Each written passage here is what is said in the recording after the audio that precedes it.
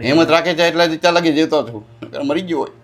એની દાદા એવી વાતો કરવામાં અને અમે તમારા દીકરા જેવા છીએ. નમસ્કાર દોસ્તો, હાલ અમે સુરતમાં છીએ અને એક એવા દાદા પાસે આવ્યા છીએ કે જે ખૂબ જ ખરાબ હાલતમાં પોતાનું જીવન જીવે છે.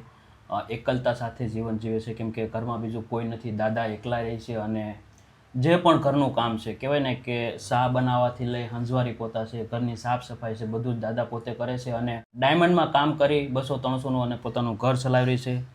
ઘણી બધી મહેનત કરવા છતાં પણ કહેવાય ને કે માણસ પોગી નથી શકતો અને ઘણું બધું ભાડું પણ સડી ગયું છે અને ખાવા પીવામાં પણ ઘણી બધી તકલીફ પડે છે. તો આપણથી જે પણ થઈ શકે એટલી મદદ કરવાની કોશિશ કરીએ અને દાદા સાથે વાત કરીએ કે એમના જીવનમાં કેવી કેવી તકલીફો પડે છે. તો કન્ટિન્યુ એપિસોડ જોવો અને તમારા દરેક ગ્રુપમાં શેર કરો. દાદા, મારું નામ નરેશભાઈ આહિર છે. તમારું નામ શું છે દાદા? હા, રામભાઈ પટેલ વાળા. રામભાઈ પટ્ટી વાળા. પછી દાદા ઘર પરિવારમાં તમે એકલા જ રહ્યો છો? હા, હું અહીં 5 વર્ષથી એકલો રહું છું. બરોબર. આ આખી બિલ્ડિંગને ખબર છે. કામે જાઓ, મારાથી થાય એટલું કામ કરું છું, ખાઈ પી અને મારું જીવન ગુજારું છું. ઘણા મને ચાય આપે છે, એવું નથી કે નથી આપતું. તો પછી દાદા બીજું કોઈ ઘરમાં નથી? મારી દાદી કે તમારી દાદી, મારી ઘરવાળી ઓફ થઈ ગઈ ને 5 વર્ષ થઈ ગયા છે. બરોબર. મેં એની 4 વર્ષ તો સેવા કરી, સતત સેવા કરી અને હાલ મારી પાસે ફાઇલ પણ 5 વર્ષની પડી. છેલ્લા 2 વર્ષ તો હું કામે ન આવ્યો. મારે જીવ સામે જીવને લડવાનું હતું. એટલી બધી સેવા કરી દાદીની, પણ તોય દાદીને નહીં, સફળતા જ ન મળે. પછી સફળતા જ ન મળે તો પછી દાદા એકલતા સાથે કઈ રીતે જીવન જીવવું? બસ જો તમને કીધું એ જ રીતે પ્રભુનું ભજન કરું છું. જવો કાંઈ ઘટે નહીં. આ રામાપીરની બીજ છે ને, કાંઈ ઘટે નહીં. અને હું દુઃખે થઈ જાત, હું કને કવે નહીં મારી ઉપર એટલું લેણું છે કે મારે આમ છે તેમ છે. લોકોનું લેણું થઈ જાય, દવા પીને મરી જાય. હું દવા પીને મરવા વાળો માણસ નથી. હું તો જીવન જીવવા વાળો. મારે પ્રભુ ભજન કરવાનું છે અને જીવન જીવવાનું છે. આપઘાત નથી કરવાની. સાચી વાત છે. અમારી જગ્યાએ બીજો હોય તો મરી પણ ગયો હોય, જીવતોય ન રહે. હું એ જ કહું છું કે એકલતા સાથે જીવન જેવું ખૂબ 5 વર્ષથી એકલા જીવું છું, એક બિંદાસ. બીજું કોઈ નહીં પરિવારમાં. એની દાદા રડોમાં અમે તમારા દીકરા જેવા જ છીએ.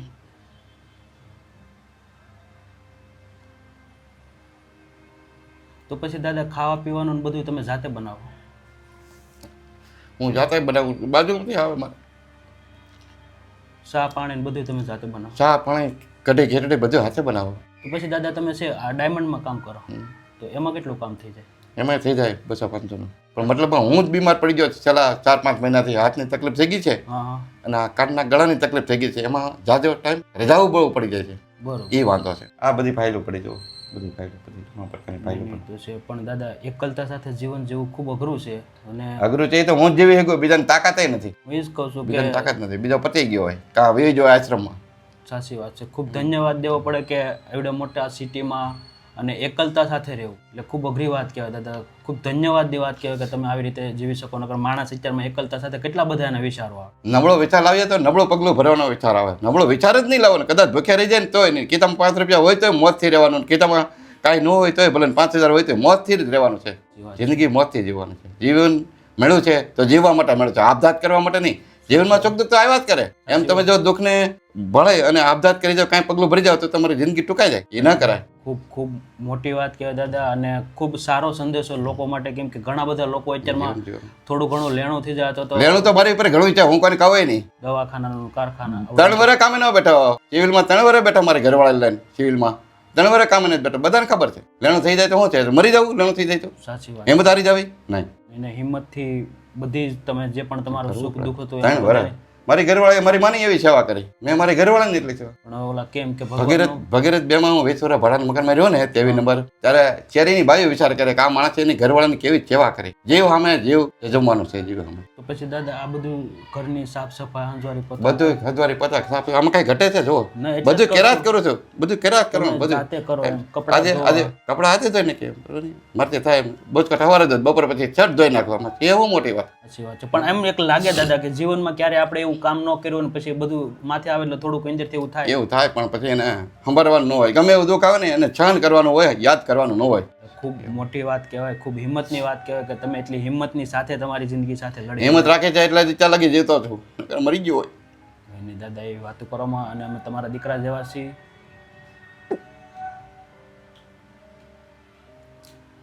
હું સમજી શકું કે એકલતા સાથે ઘણું અઘરું થઈ જતું હોય જીવન. કેમ કે અમે તો ઘણા બધા પરિવારને મળતા હોય આવી રીતે. એટલે ઘણા બધા લોકોને મળતા હોય એટલે આપણને ખ્યાલ હોય કે એકલતા સાથે માણસ પોતાની કમનસીબીને જીરવી ના શકે તો એને કેમ ખબર પડે કે મારું સદભાગ્ય શું છે? સાચી વાત. માણસને પોતાની કમનસીબીને જીરવી પડે તો એને ખ્યાલ આવે મારું સદભાગ્ય શું છે. સદભાગ્ય શું છે? સાચી વાત. મારું સદભાગ્ય છેલ્લે ઘડી સુધી મારે જોવાનું છે. સુખ દુઃખ તો જીવનમાં આવ્યા કરશે ને ક્યાં કરશે. એવું નથી કે મારી ઉંમર 60 વર્ષ થઈ જાય હું કાલે મરી જાઉં કે 5 વર્ષમાં મરી જાઉં. ભગવાન કરે મને 10 વર્ષ રાખે કે 20 વર્ષ રાખે, પણ છેલ્લે ઘડીએ સુખ આવે છે કે નહીં, બસ એ માટે જોવાનું. જીવન ટૂંકાવવાની તો વાત આવતી જ નથી. ગમે તેમ થઈ જાય, ભલે ભૂખ્યા મરી જાઓ, ભીખ માગું, નહીં, જીવન ટૂંકાવવાનું નથી, રહેવાનું છે.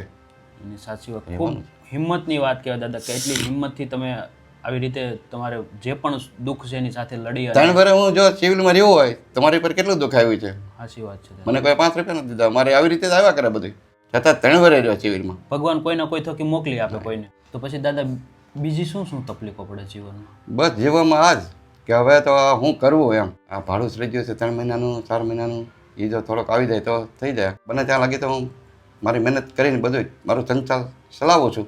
અને ક્યારેક જીવનમાં તકલીફ આવે, બીમાર પડી જાઉં, મહિનો 5-15 દિવસ કામ ન જવાય ત્યારે હું થોડોક અટવાઈ જાઉં છું. એટલે ઉંમરના લીધે થોડીક બીમારી પણ આવે શરીરની અંદર, એટલે બીમારી આવે ત્યારે દવાખાને પૈસો તો દેવો. સાચી વાત છે. અને એવડા મોટા હમણાં કાનના ગળાના ડૉક્ટર પાસે ગયો તો 600 રૂપિયા ખેર કાઢવાનું લઈ, ઓહ, જવા ફાયર પડી. પછી તો પાછા દવાના અલગ ને બધા. દવાના અલગ ને આ અલગ, બીજી વાર બતાવવાના અલગ. આવા સમયમાં પછી કામે ન જઈ શકું ને, મને તકલીફ હોય શરીરમાં. સાચી વાત. અને બધું જ તમારા ઉપર, પછી ખાવાનું, પછી આ મતલબ ભાડાનું છે, બધું મારી ઉપર હાલાય. તો પછી દાદા આશ્રમમાં કેમ તમે? આશ્રમમાં નથી જવું. કેમ? મને હમણાં 2 વર્ષ સુધી 3 વર્ષ સુધી આશ્રમમાં નથી જવું. મારું શરીર જ્યાં સુધી હાવ ઠપ ન થાય ત્યાં સુધી આશ્રમમાં નથી જવું. એટલે ઓલા કેમ કે જ્યાં સુધી મારી અંદર હિંમત મારામાં છે ને ત્યાં સુધી મારે કાંઈ કરવું નથી. મારામાં જ્યાં સુધી કોઈની હિંમત ઉપર છે માથે નથી પડવું એમ. આપણે કોઈ નડવા નથી થતું. મને કોઈ સામે લઈને કીધે 5 રૂપિયા દઈ દે, સામે લઈને તોય ભલે, 5000 દઈ તો ભલે, 5 લાખ દઈ તો ભલે, ન દે તોય ભલે. આ તો દે એ હારો, ન દે એથી હારો. કોઈની બુરી વાત નહીં કરવાની, આપે એને સારી વાત નહીં કરવાની, બધા સરખા. ખૂબ સારા વિચાર કહેવાય. અને કદાચ એ વિચારોને લીધે જ તમે અત્યારમાં આ હિંમતની સાથે તમારી જે પણ મુશ્કેલી છે એની સાથે લડી શકો છો દાદા. મારા દાદી હતા ત્યારે કેવું બધું જીવન હતું? ત્યારે સારું હતું, ત્યારે સારું હતું. તમે આયા છો એટલે તમે સારા મળો, જીવનમાં આવી ગયો છે, બીજો આમાં કાંઈ છે નહીં જીવનમાં. સાચી વાત છે. ઉતાર ચડાવ આવ્યા કરે, કેમ કે જીવન છે એમાં ઉતાર ચડાવ આવે જ. જીવન એનું નામ જ ના. વાહ વાહ. નહીં, ઘણા કારખાના મેં એવા જોયા છે 50-50 ઘંટીના છટકે મારે યારે કામે પણ બેસી ગયેલા છે. જ્યાં હું કામ કરતો એવા 50 ઘંટીના છટકે મારે યારે કામ કરે, એટલે વાત પૂરી થઈ જાય ને. એટલે ચડાવ ઉતાર જીવનમાં આવ્યા કરે. એટલે મતલબ ઓલા કે ને એમ કે પૈસો પરમેનન્ટ નથી, તમારું જે ભૌતિક સુખ સુવિધા છે એ પરમેનન્ટ નથી. કદાચ આજે છે તો કાલે ન પણ હોય, પણ હોય ત્યારે તમે જે લાઈફમાં જીવવા હોય તો પછી ન હોય તો એવી લાઈફમાં પણ તમે જીવી શકો એમ. એવું નથી કે પછી પેલા સુખ સગવડ ભેગું છે તો હવે સુખ સગવડ નથી તો આપણે સુસાઇડ કરી દે અથવા તો મરી જાય, એવું તો નથી. એટલે ઘણા બધા લોકો અત્યારમાં એવું થઈ જાય છે, તમે જોયું હશે ઘણા. હું તો રોજ પેપર હતો, રોજ 5 મરે આપઘાત કરી જાય. બોલો. અને એ પણ બહુ નાની ઉંમરના. અને કહેવાય ને કે જેને જીવનમાં હજી તો જીવનની શરૂઆત કરી હોય, 25-30 વર્ષના છોકરા હોય જેને કંઈક નાના મોટો બિઝનેસમાં લોસ થયો અથવા તો લેવા દેવગરનું લેણું કરી નાખે, ગેમોમાં રમીને લેણું કરી નાખે 5-10 લાખ. પણ એમાં એવું છે, જો નાની ઉંમરના છોકરાઓ લેના દેના વગરના લાઈન આઉટ થઈ જાય અને લેણું થઈ જાય, એને મૃત્યુ સિવાય કોઈ ઉકેલ જ આવતો નથી. અને પણ નાની ઉંમરમાં લાઈન ઓલી થઈ જાય એટલે પછી તો લેણું થઈ જાય, પછી તેને હું પગલું ભરવું. છતાંય જો એનામાં બુદ્ધિ હોય 5 જણાને વાત કરીને ત્યાંથી પાછો ફરી જાય તો એ પણ રસ્તો થઈ જાય. સાચી વાત. ના રસ્તો થાય આ દુનિયામાં એવું શું છે કે રસ્તો ન થાય? રસ્તો તો તમારી પર 1 કરોડ લેણું થઈ જાય તો રસ્તો તો થાય જ, પણ 5 જણાને વાત કરો તો તમે આપઘાત કરી જાઓ તો સીતારામ. આમાં તો 2 વાત છે જીવનની. ખરી વાત છે. અને એવું થોડું છે કે ભાઈ લેણું થઈ જાય તો ઈઝ ઓપ્શન છે. નહીં, જીવન લેણું થઈ જાય તમે 5 પછીની વાત કરે ભાઈ આમ શું છે, અહીંથી મારે હવે પાછો ફરી જવું છે, આપણે કબૂલી લઈએ. ભૂલ થઈ ગઈ મારથી, ભૂલ થઈ ગઈ, જે થઈ ગયું આગળ હું ધ્યાન રાખ. એવું કરવું પડે. આપણે જીવનને ટૂંકાવાય નહીં. જીવન બીજી વાર નહીં મળે. જીવન જીવતા આવડે તો જીવી લો. 1 વાર મળ્યું છે, સીતારામ.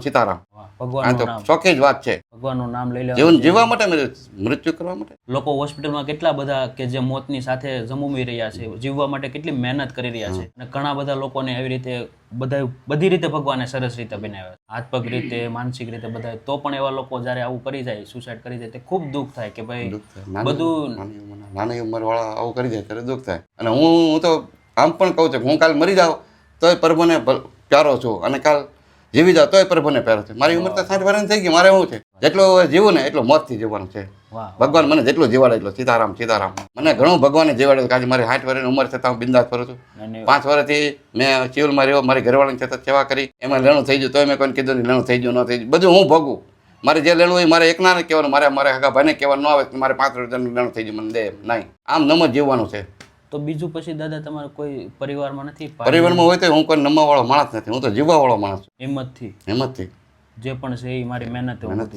નહીં દાદા, ખૂબ હિંમત નહીં. તો પછી દાદા અત્યારે શું તકલીફ પડે? ખાવા પીવાની તકલીફ પડે? ખાવા પીવાના હાથે બનાવું છું, એ તકલીફ ક્યારેક હોય ને ક્યારેક ન હોય તો બાજુવાળાએ ખવડાવી લે ને મારું બનાવી નાખે. જે રીતે માણસ મનથી ચોખે એટલે બધી રીતે ચોખે. મારી પાસે કરોડ રૂપિયા હોય તો ભલે ને 5 રૂપિયા કીધામાં ન હોય તો ભલે. વાહ વાહ, ખૂબ મનથી ચોખે એટલે ચોખી ચોખી વાત. બહુ બહુ સરસ વાત છે.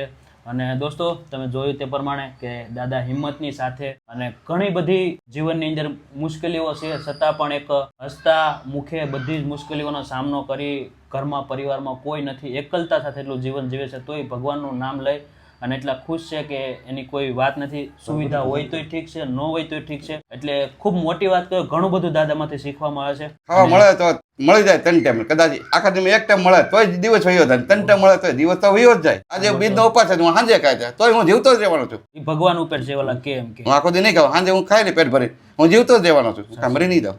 આવી રીતે પરિસ્થિતિ મળી આવે ને કદાચ તમે 2 દી ભૂખ્યા રહી જાઓ તો મરી ન તો જીવતા જ રહો. પણ તમને દઢ વિશ્વાસ હોવો જોઈએ તમારામાં, સાચી વાત. તો બધું થાય. તમે ગેંગે ફેફે કરવામાં તો તમે 6 મહિના પતિ હોત જાઓ. હું જો ગેંગે ફેફે કરવામાં રહ્યો ને તો 6 મહિના પહેલા પતી ગયો હતો, વરદી પહેલા પતી ગયો હતો. કેમ કે મારે માણસ ગેંગે ફેફે માનસિક જ થઈ જાય આવી રીતે ઘરમાં એકલતા સાથે રહે એટલે વિચારો એને એટલો માનસિક કરી દે ને કે એની કોઈ સીમા ન હોય. કેમ કે એકલા રહેતા હોય એટલે કેટલી ભાતના વિચાર આવે દાદા. બરોબર, અનેક જાતના વિચારો આવે. અનેક જાતના પણ આપણે સારા વિચારો પર હાલવાનું છે, નબળા વિચારો પર નહીં. વાહ વાહ, ખૂબ ખૂબ સરસ દાદા.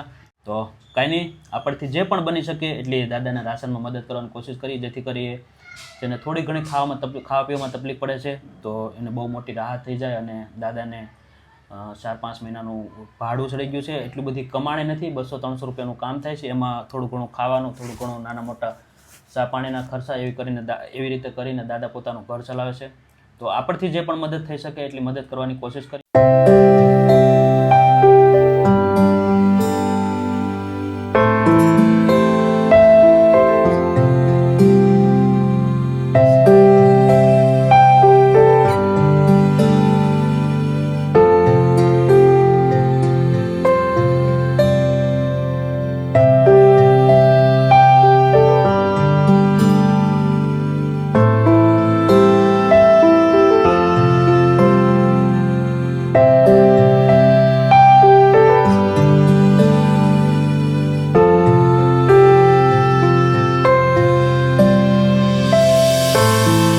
તો દાદા તમારે જે પણ રાશન જોતું હતું બધું રાશન આવી ગયું દાદા? હા, આવી ગયું. કેવું લાગ્યું દાદા? બસ સારું, ખૂબ ખૂબ આભાર તમારો. એને ચોક્કસ દાદા. અને આજનો આ ખાસ રાશન છે ધ્રુવભાઈ અણગણ એમના તરફથી છે, તો શું કહેશો એમના વિશે દાદા? એમને હું ખૂબ ખૂબ અભિનંદન આપું છું અને મારી જેવા બીજા કોઈ માણસો હોય તો એમને પણ મદદ કરે, ભગવાન એને ઘણું બધું આપે. એને ચોક્કસ થેન્ક યુ સો જે મચ. માણસ બધું આપતો હોય એને ભગવાન ઘણું બધું આપે એવી મારી પ્રાર્થના પ્રભુ પાસે છે. એને ચોક્કસ. અને ધ્રુવભાઈ થેન્ક યુ સો મચ કે આજે તમારા દ્વારા જે આ દાદા છે નિરાધાર સાવ એકલતા સાથે ઘણું બધી મુશ્કેલીઓ સાથે પોતાનું જીવન જીવતા હતા અને એને સરસ મજાનું ખાવા પીવામાં તકલીફ પડતી, તો તમારા દ્વારા જે પણ રાશન આવ્યું છે થેન્ક યુ સો મચ. ભગવાન તમારી બધી મનોકામના પૂરી કરે ને આવી રીતે નિરાધાર નિસહાય લોકો માટે હંમેશા તમે મદદ કરતા રહેજો, ભગવાન તમને ઘણું આપે. અને દોસ્તો બસ આવી જ રીતે પ્રેમ સપોર્ટ આપતા રહેજો અને વિડીયોને વધુ શેર કરજો. જય હિન્દ, જય ભારત.